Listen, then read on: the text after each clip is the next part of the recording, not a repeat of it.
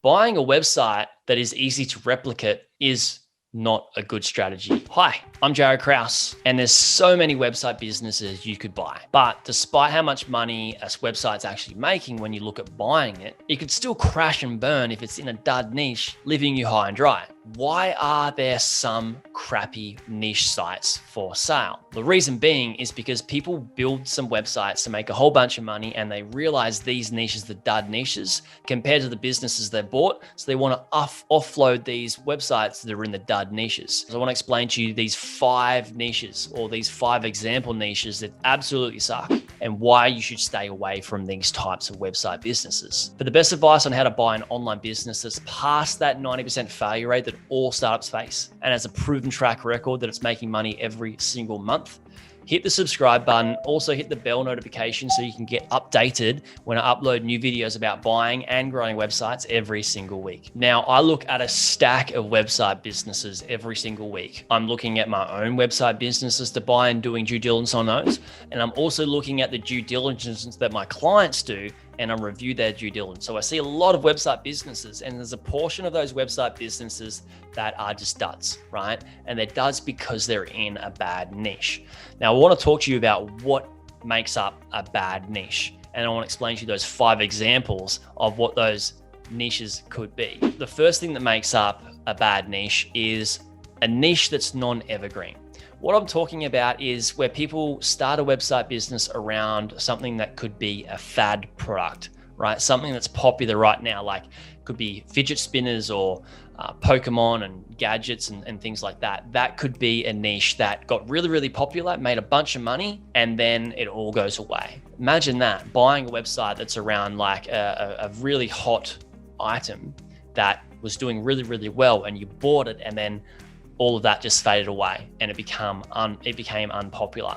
That would really, really hurt making an investment like that. So you don't want to buy a website that is non-evergreen, okay? Also, buying a website that is easy to replicate is not a good strategy either. Why? Because anybody can become your competition.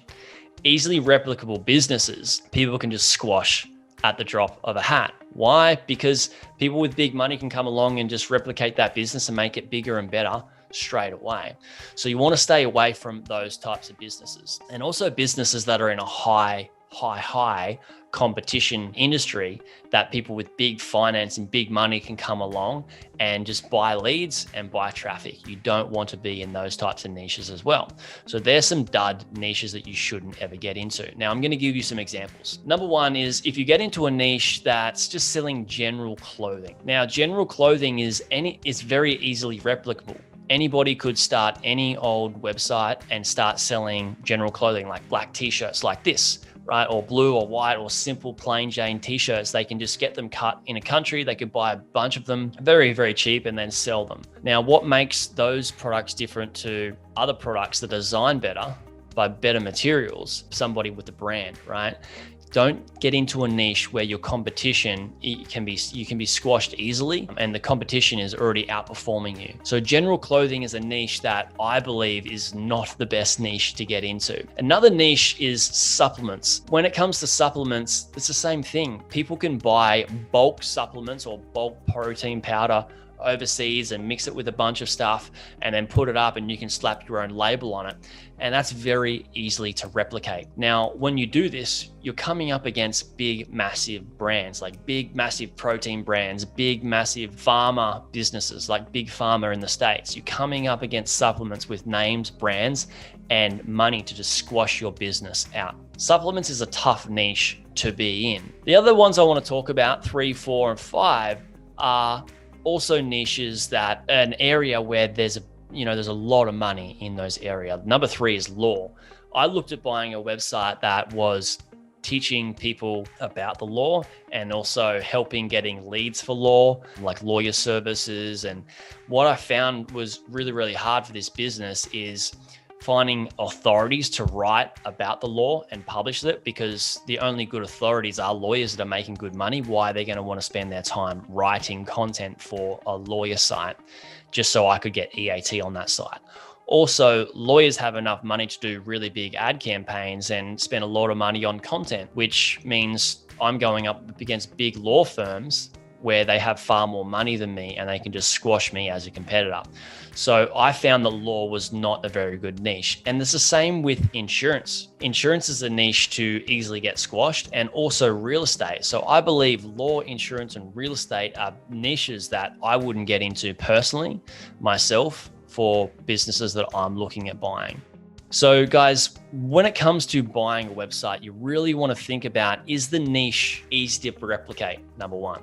Number two, is there big competition with big and deep pockets that can just squash any of my growth and take a lot of that market share, take a lot of that traffic and a lot of those leads and a lot of those sales and a lot of that money out of the market because they've got more power, brand power and buying power and more resources than me. The third one is a niche that's a non-evergreen niche. You don't want to go away and buy a website where it's a very popular product right now. You buy it, the site's performing, it's doing really, really well.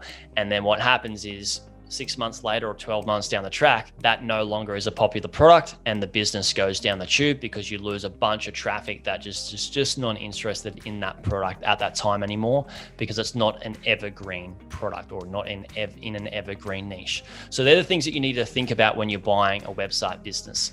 If you guys are looking at buying website business and you don't know how to do due diligence, make sure you get my due diligence framework. It is very popular in our space. A lot of people have been saying it's great and think I'm crazy for giving it away for free. Basically what it does is it takes the guesswork out of buying a website business. It takes the guesswork out of doing due diligence and just list all the questions that you need to ask the seller and list all the things that you need to find out about the business to ensure that you can make an educated decision, to make a great decision if it's a good investment or not for the business that you're looking at buying.